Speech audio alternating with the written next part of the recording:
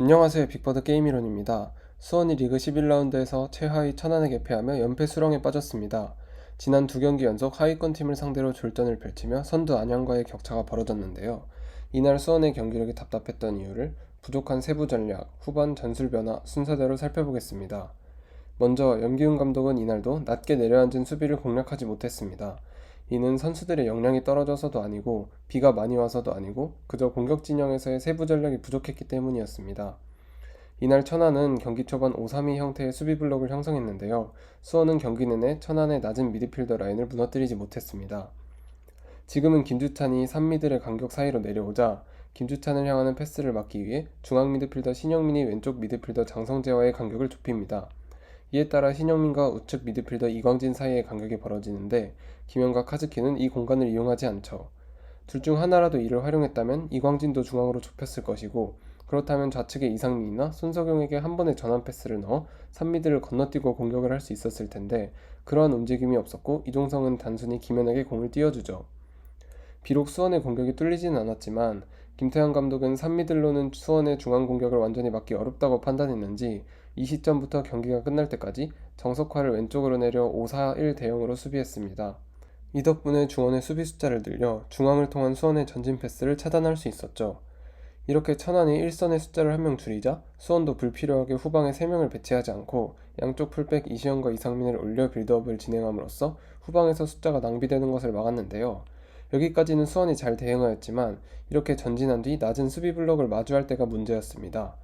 천안의 미드필더 사이 간격으로 카즈키가 내려오자 신영민이 장성재와의 간격을 좁힙니다.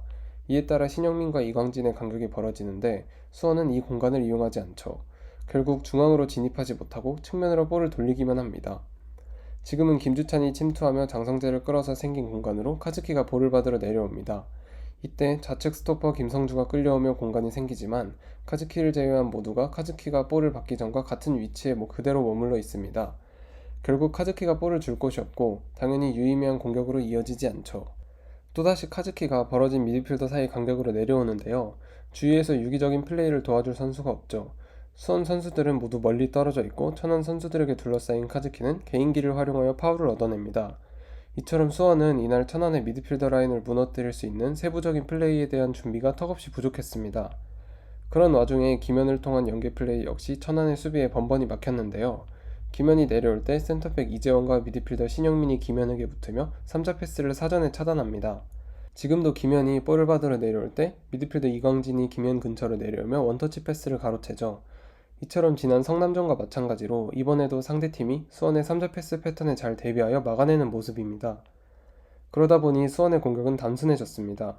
수비를 끌지 않고 무작정 롱킥을 올리거나 단순한 크로스만을 활용하고 수비 숫자가 많음에도 무작정 롱볼을 올리는 경우가 많았죠. 그리고 이러한 형태의 공격은 천안의 수비진에 쉽게 막히고 말았습니다. 물론 이날도 수원이 공간을 잘 활용한 장면이 아예 없지는 않았습니다. 카즈키가 볼을 잡을 때 손석영이 스토퍼 이웅희를 끌고 오고 이상민이 빈 공간으로 침투하거나 카즈키가 침투하며 스토퍼 김성주를 끌고 가 공간이 생기자 김현이 이를 캐치하고 볼을 받으러 내려온 뒤 측면에 이시영에게 공을 내줍니다. 또한 카즈키가 내려와 김성주를 끌고 오고 침투하는 김주찬에게 원터치로 내주며 좋은 장면을 만들죠. 아니면 아예 천안의 공격 상황에서 수원이 내려앉았다가 볼을 뺏은 뒤 천안의 4미들이 내려오기 전에 빠르게 역습을 전개하는 것도 효과적이었는데요.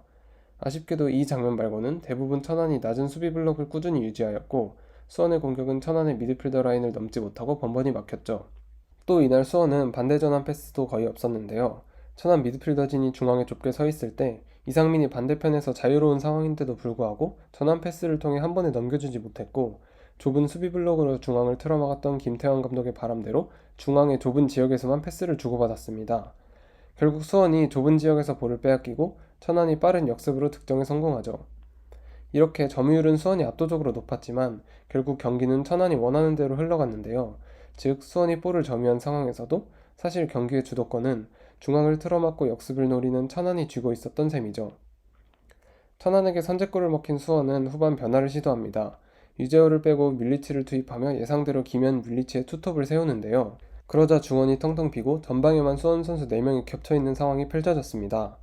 이런 상황에서는 정상적인 연계 플레이가 안되고 세컨볼을 따기도 어렵죠.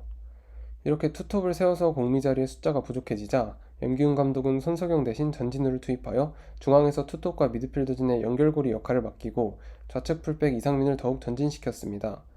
이러한 시도는 곧바로 긍정적인 변화를 가져왔는데요. 전진우가 10번 자리에 위치한 덕분에 카즈키가 고립되지 않았고 전진우는 볼을 받고 위협적인 슛을 하기도 합니다. 이후 수원은 경기가 끝날 때까지 카즈키가 전진 패스를 하면 투톱과 전진우가 마무리하는 방식으로 공격을 전개했는데요. 카즈키가 원터치로 전진 패스를 하며 위험지역으로 볼을 배급하거나 이시영에게 패스하고 이시영이 중앙으로 연결하며 좋은 찬스를 만들었죠.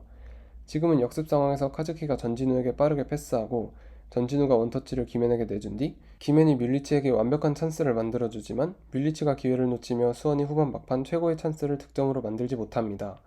이렇게 수원은 후반 좋은 찬스를 만들어내고도 득점에 성공하지는 못하였고 최하위 천안에게 패하며 시즌 첫 연패를 기록했습니다.